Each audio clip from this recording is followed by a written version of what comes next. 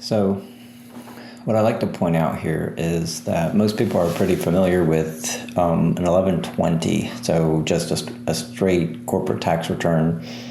So you often have the ability to, your regular set plans, pension plans, 401k, and get those amounts. And then you have a defined benefit plan, which pushes you up to well into the 200,000s. If it's for you and your spouse, you're looking at twice that amount. And so what a lot of times people don't think about is 1120 can accumulate income tax deferred with most U.S. dividends, because the C corporations don't pay income tax on U.S. Dividends, or it barely pays any, and so ultimately it continues to grow tax deferred. So let's assume you have $250,000 in income in 1120. This one you don't use a pension. This one you do use a pension.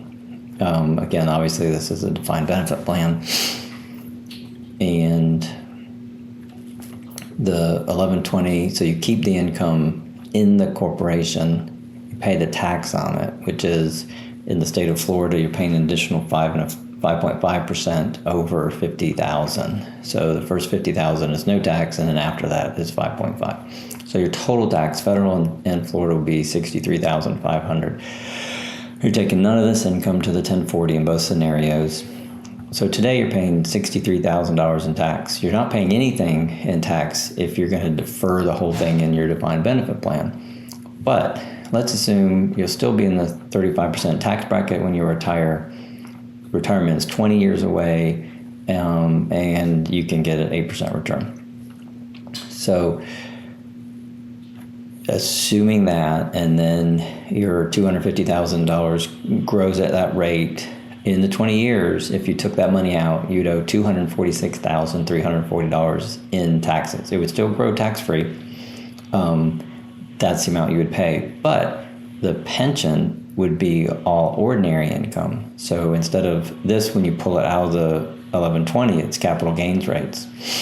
When you pull it out of a pension plan, it's ordinary income. So you're paying the full 35%, or 31,095. So in the long run, now the IRS won't let you accumulate, $5 million in it, but you have a substantial amount that you can accumulate in 11 and 20 under this scenario.